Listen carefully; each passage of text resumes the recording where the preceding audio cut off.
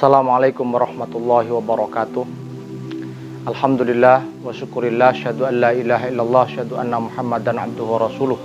Allahumma salli wa sallim ala sayyidina Muhammadi wa ala alihi wa ashabihi wa man tabi'ahum ila yaumiddin, amma ba'd.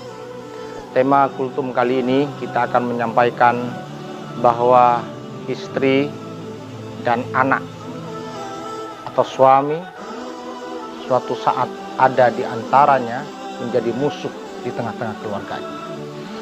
Allah menginformasikan tentang istri, suami, anak menjadi musuh di tengah-tengah keluarga di dalam surat At-Taghabun ayat 14. Allah mulai dengan kalimat A'udzubillahi minasyaitonirrajim, ya ayyuhalladzina amanu, wahai orang-orang yang beriman, inna min azwajikum wa auladikum aduwwal lakum fahdharuhum, sesungguhnya di antara istri-istrimu atau sebaliknya dan anak-anakmu aduwwal lakum, akan ada menjadi musuh bagi kalian, maka berhati-hatilah. Ayat ini, kata Imam Ibnu Jarir dalam tafsirnya, diturunkan pada saat sahabat Rasulullah sallallahu alaihi wasallam akan berhijrah bersama Rasulullah SAW, tetapi anak dan istrinya menjadi penghalang sehingga cukup lama untuk kemudian berhijrah ke kota Madinah. Ini kasuistik pada zaman dahulu dan maknanya umum kepada kita. Ada satu kasus, jamaah sekalian rahmati Allah Subhanahu wa taala, dalam kehidupan sehari-hari, gambaran bagaimana istri bisa menjadi musuh bagi suami atau sebaliknya. Kita jadikan dulu kasus adalah istri. Pada saat sebelum menikah, ada seorang suami yang dia Masya Allah baktina pada orang tuanya. Pada saat bekerja, sebelum dapat gaji pun dia memperhatikan ibunya, mengantarnya, menanyakan apa kebutuhannya. Tapi setelah dia mendapatkan wanita, kemudian dia dinikahkan, dan ternyata wanita ini memiliki akhlak yang buruk. Kemudian setelah selang beberapa bulan, tahun, kemudian tahun demi tahun, anak ini suaminya perhatiannya kepada ibunya sudah lain.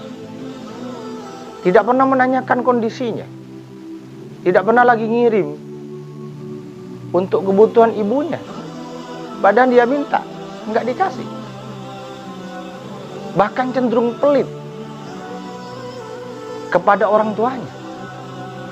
Bahkan cenderung sudah mulai berani, padahal dulu nggak pernah berani kepada ibundanya. Ibundanya masih hidup. Selidik punya selidik, jamaah sekalian rahmati Allah Subhanahu wa taala, ternyata karakter sifat suaminya yang baik dulu ini, yang dididik oleh ibunya, oleh para ustadz, itu terpengaruh dengan istrinya yang memiliki sifat buruk.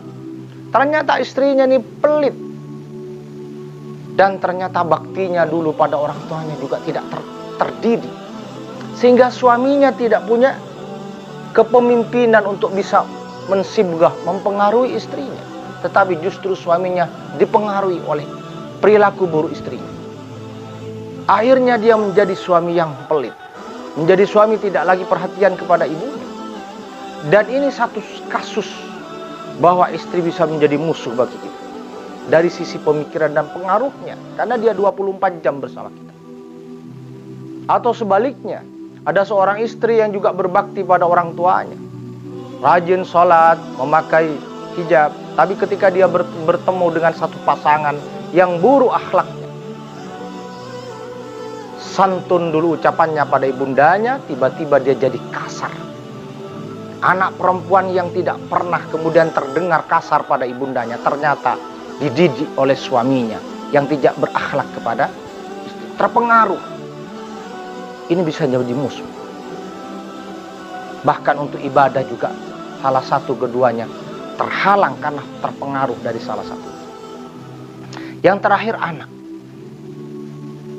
Ada datang kepada saya, Ustadz, anak saya dulu mulai sejak SD sampai kemudian SMP, Masya Allah, sering saya bawa sholat ke masjid, bahkan azan, banyak orang yang memuji.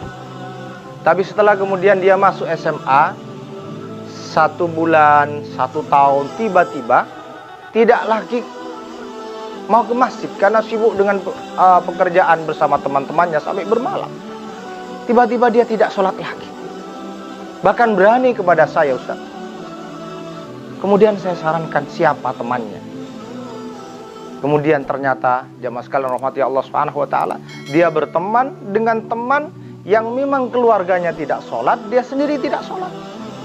Ketika dia tidur di rumahnya, temannya ketika melakukan PR sekolah, kemudian dia tidak sholat lagi. Tidak ada yang membangunkan. Bahkan pernah mau sholat kemudian diejek. Sok alim, masih muda nggak apa-apa sholat. Nggak apa-apa tidak sholat. Keluarga yang ditempati juga tidak ada teguran. Akhirnya lama-kelamaan fitrah yang dia memang dulu rajin sholat terpengaruh, akhirnya dia tidak sholat. Akhirnya apa yang terjadi jemaah sekalian? Dia berani melawan orang tua.